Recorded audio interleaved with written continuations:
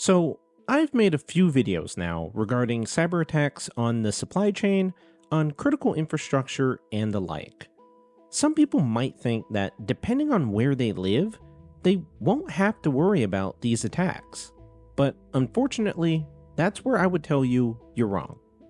This is the Digital Prepper, and today I'm going to be talking about a developing cyber attack with a water supplier in the United Kingdom and how they've been affected by this attack.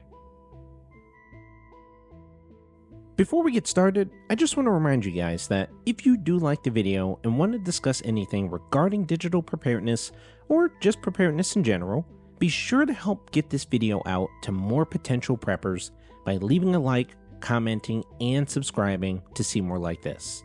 With that being said, let's get started. So what happened? Well, the week of November 7th of 2022, a United Kingdom water supplier, South Staffordshire PLC, the parent company of South Staff's Water and Cambridge Water, suffered a disruption in their corporate IT systems as a result of a cyber attack. The company provides water to about 1.6 million customers daily, but has made a public statement stating that the attack did not affect its, quote, ability to supply safe water to all of its consumers. They've also stated that, quote, the lack in disruption in water supply was in thanks to the robust systems and controls over water supply and quality we have in place at all times, as well as the quick work of our teams to respond to this incident and implement the additional measures we have put in place on a precautionary basis. Their technical teams were working to resolve the disruption, and at the time of this video, I have not seen any statement stating that they are fully back to normal. The alleged ransomware group Clop stated that they did take responsibility for an attack on a UK water supplier on its dark website, but the victim was Thames Water and not South Staffordshire. For reference, Thames Water is actually United Kingdom's largest water supplier, serving about 15 million customers in Greater London and other areas on the river that runs through the city.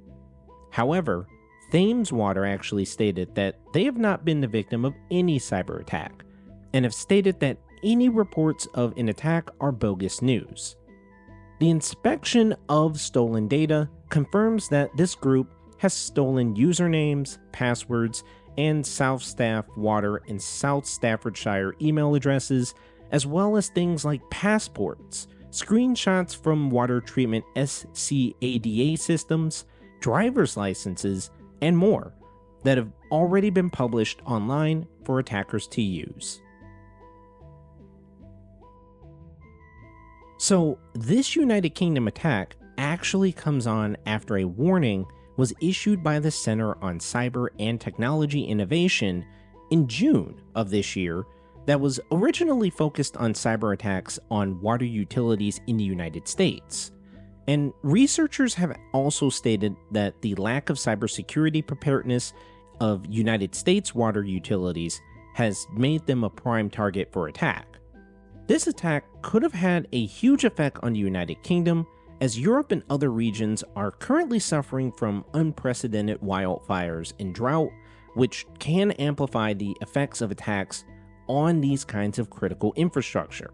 And when you think about it, water is actually the greatest vulnerability in any national infrastructure, so this is something that should be protected the most. Now, as I've talked about before, last year, a glimpse of what could have been possible with a successful attack on a water supply did occur when an attacker hacked a water treatment facility in Florida and raised the levels of sodium hydroxide, or lye, in the water. An operator actually quickly noticed this attack and corrected the levels of lye in the water before any significant damage was done, but the attack could have been extremely dangerous for the citizens living in the area had it not been thwarted quickly. And again, this is just a small example of what we should be preparing for. So what can we do to stay prepared? Well, like I mentioned before, the damage on these critical infrastructures, like our water treatment facilities, caused by these cyber attacks, are very large scale and can affect anyone and everyone who are just normal citizens. If you have a well system or live near a river or a lake, or somehow have your own source of water, you might not have to deal with these kinds of attacks. But for the rest of us that live in possibly more urban or city environments, cyber attacks can affect companies, institutions, and other organizations economically and can cause great financial losses, which in turn can affect us as well. So, how you can start preparing today for issues like this is to have water that you know is clean. If you're just starting with your preparedness plans and you've gotten other things out of the way, like your financial preparedness, start small by purchasing multiple cases of water bottles from your local store.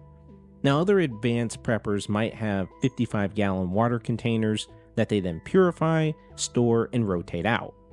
Unfortunately, these containers are very large and you'll need to have space to keep them, but you'll be able to use them not only for drinking, but to do other tasks like washing items or cooking food.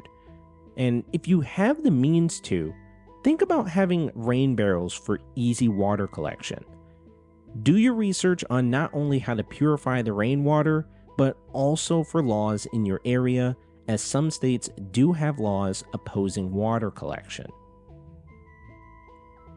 Now, to wrap things up, as I've mentioned before, all of this just shows that cyber attacks on critical infrastructure are going to continue to grow in number and frequency and continue to escalate in severity. This particular incident is among a long series of attacks on critical infrastructure that will likely increase as these threat actors increasingly focus their criminal efforts against these kinds of systems that people depend on, which also boosts their chances of successfully extorting victims, in which this case would be the water treatment company. Go ahead and check out the description for videos where I talk about specific cyber attacks in more detail, as well as other ways to become digitally prepared as well. Now, finally, I want to take this moment to state that I've reached a large milestone, in my opinion, of 2,500 subscribers. I want to thank all of you for supporting the channel as well as the friends that I've made along the way, but I also want to simply say that I could not have done this without you all, so thank you again. If you liked the video, go ahead and give it a like and subscribe to get more videos like this that will help you with your digital preparedness. If you have any ideas for more videos or just want to share your experiences with prepping, please leave a comment down below. Stay safe, stay prepared, more digital prepping to come.